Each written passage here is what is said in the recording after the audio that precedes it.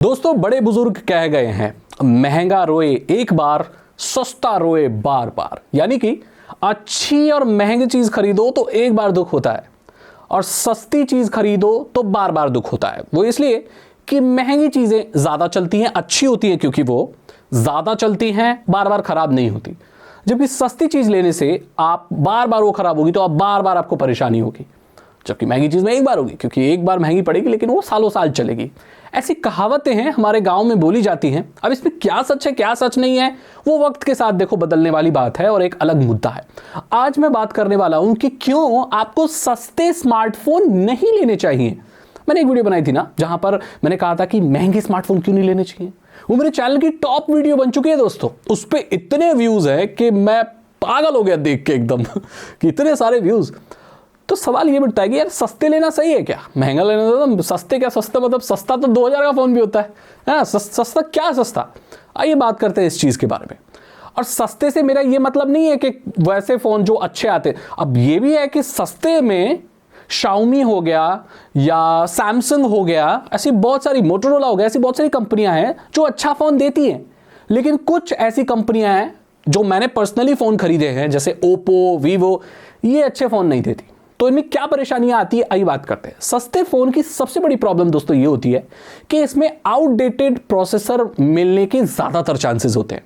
MediaTek के ऐसे बहुत सारे प्रोसेसर हैं जो इस वक्त पे अच्छे नहीं हैं, लेकिन वो थे पहले कभी। जैसे अगर वो प्रोसेसर आपको 2018 में आता या 19 में आता तो वो टॉप नॉच होता, लेकिन वो प्रोसेसर अगर 2024 में आ रहा है नए फोनों में तो ये एक बहुत विचार करने वाली बात है। कोई चीज बुरी अच्छी नहीं होती, बस उसका वक्त। तो कोई भी चीज ना अच्छी और बुरी नहीं होती, पर वो गलत वक्त पर आ गई होती है। जैसे अभी सैमसंग गैलेक्सी S3 आया था, राइट। अब S3 2024 में लॉन्च होता तो उसकी कोई कीमत होती, बोले ये क्या फोन है यार, है। वहीं अगर सैमसंग गैलेक्सी S3 उस वक्त पे लॉन्च हुआ है तो भाई उसकी तो बोले वाह S3। मैंने वो वक्त भी देखा है जब गैलेक्सी S3 के लिए लोग पागल थे, राइट। तो वक्त वक्त की बात है।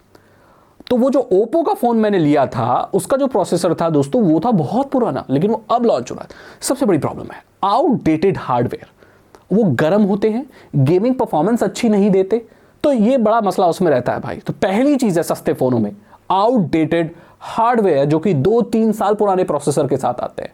सबसे बड़ी दोस्तों सस्ते फोनों में नॉर्मली ये देखने को मिलता है कि उनकी डिस्प्ले क्वालिटी अच्छी नहीं होती। एमोलेड स्क्रीन अब एक ऐसी चीज बन चुकी है कि सस्ते से सस्ते फोनों में दी जानी चाहिए। पहली बात तो इससे बैटरी बहुत बचती है, आपके फोन की बैटरी ज्यादा चलेगी। और अगर आप अपने फोन में डार्क वॉलपेपर लगाते हो तो आप बहुत बैटरी सेव कर सकते हो। एमोलेड डिस्प्ले में आपका ज्यादा डार्क काला नजर आता है बिकॉज वहां पर पिक्सल्स या जो एलईडीज होते हैं वो एलिमिनेट हो ही नहीं रहे होते हैं। सो टोटली देखा जाए पावर की बचत ही होती है, बैटरी ज्यादा चलती है। आजकल चीप फोनों में एलसीडी ये सब देखने को मिलता है, पैनल IPS, जिसे मैं बुरा नहीं कहता, ये बहुत अच्छी स्क्रीन टेक्नोलॉजी। इसके ऊपर मैंने अलग वीडियो बनाई जहां पर मैंने दोनों को कंपेयर किया है। बट अगेन सस्ते फोनों में वो ब्लूइश टिंट देखने को मिलता है जो कि मैं ये मानता हूं कि 2024 में फोनों में नहीं होना चाहिए। तो जो सबसे बेकार चीज है जो सेकंड नंबर पे मैं रखूंगा चीप फोनों में वो है स्क्रीन क्वालिटी। उसमें ब्लूइश टिंट होता है, हालांकि उसे रीडिंग मोड लगाकर या येलोइश मोड लगाकर ये लोग फिक्स करने की कोशिश करते हैं, बट स्क्रीन क्वालिटी खराब होना भी एक पहचान है कि भाई आप बेकार फोन ले रहे हो। अगली चीज है दोस्तों सस्ते फोन खरीदने में वो है पुअर कैमरा क्वालिटी। तो चाइनीज स्मार्टफोन जो आते हैं ना उनकी एक ऐसी इमेज बनी हुई है कि जो उनका कैमरा होता है वो दिख जाता है अलग। मतलब आप उसकी बनी हुई वीडियो देखकर बता सकते हो कि भाई ये तो वीडियो किसी चाइनीज फोन से बनी हुई है, क्योंकि चाइनीज जो कैमरेज होते हैं या जो फोन होते हैं उनमें मेगापिक्सल बहुत अच्छे मिलते हैं आपको। 64 मेगापिक्सल, 100 मेगापिक्सल, 108 मेगापिक्सल, है ना, 16 मेगापिक्सल।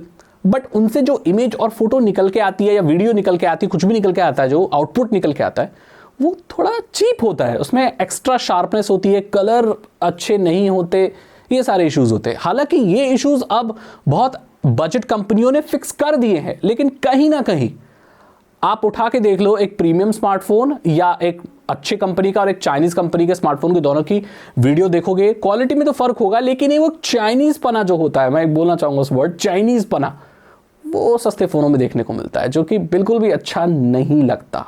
जो सबसे बड़ी दिक्कत है, और मैं बोलना चाहता हूं सस्ते फोनों के साथ, कि दोस्तों उसमें सिक्योरिटी अपडेट्स नहीं आते। ऐसे बहुत सारे ब्रांड हैं, ध्यान से सुनना, ऐसे बहुत सारे ब्रांड हैं जो इतने खतरनाक हार्डवेयर दे देते हैं 15,000 में, 14,000 में, कि भाई उसके आसपास भी कोई नहीं है, लेकिन सॉफ्टवेयर अपडेट उसमें कभी नहीं आते। मैंने ऐसे फोन खरीदे हैं पास्ट में जिसमें कोई अपडेट नहीं आया। ध्यान देना, कोई भी। जब मैंने खरीदा तो कुछ महीने तक आए, उसके बाद कंपनी उन फोनों को बनाकर भूल गई भाई। वो रिकॉग्नाइज ही नहीं करती कि ऐसा कोई मॉडल है, ना उनके एडवर्टीजमेंट में नजर आता, ना कहीं नजर आता, ना कोई अपडेट, ना कुछ भी। हार्डवेयर आपका कितना भी कैपेबल हो भाई, कितना भी कैपेबल हो, मैं कह रहा हूं भाई, कुछ भी लगा दो आप, उसमें सॉफ्टवेयर अगर अपडेट नहीं आ रहे हैं तो भाई वल्नरेबिलिटी तो है, और आप उस डिवाइस को सेफ्टी के हिसाब से यूज कर नहीं सकते।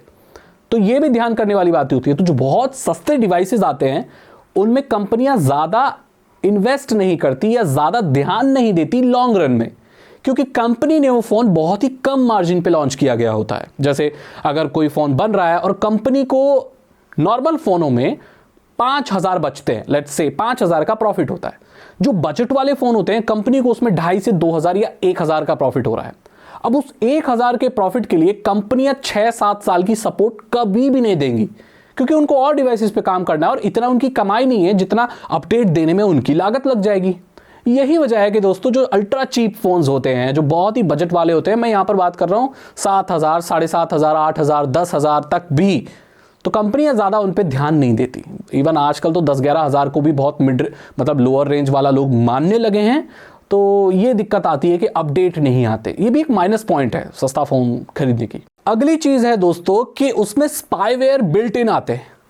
ये बात मैं बहुत पहले से बोल रहा हूं, और एक वक्त था जब चाइना बॉयकॉट करने का जो दौर आया था उसमें ये चीजें बहुत ज्यादा निकली थी कि जो चाइनीज स्मार्टफोन आते हैं उनके ऊपर बहुत आरोप भी लगे हैं। आप न्यूज को देख लेना, मैं कोई ब्रांड का नाम नहीं लूंगा, फालतू में मैं वो लफड़ा नहीं चाहता।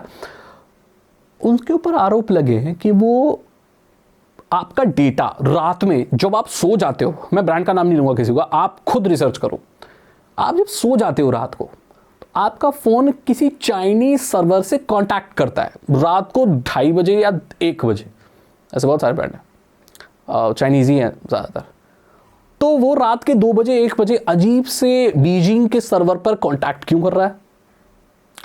ऐसा लोग मानते हैं, मैंने वेरीफाई नहीं किया पर्सनली, बट हमारे यहाँ जो बैकग्राउंड में हम जो बातें करते हैं, बहुत सारे हम लोग यूट्यूबर्स कभी मिलते हैं, मेरे जो दोस्त हैं यूट्यूबर्स हैं, जो सॉफ्टवेयर डेवलपमेंट में हैं, सॉफ्टवेयर इंजीनियर हैं, बड़ी बड़ी आईटी कंपनी में काम कर रहे हैं, डेटा साइंटिस्ट हैं, तो हम जब भी मिलते हैं कैमरे के पीछे तो हम यही बात करते हैं कि क्या ये भेज रहे हैं क्या।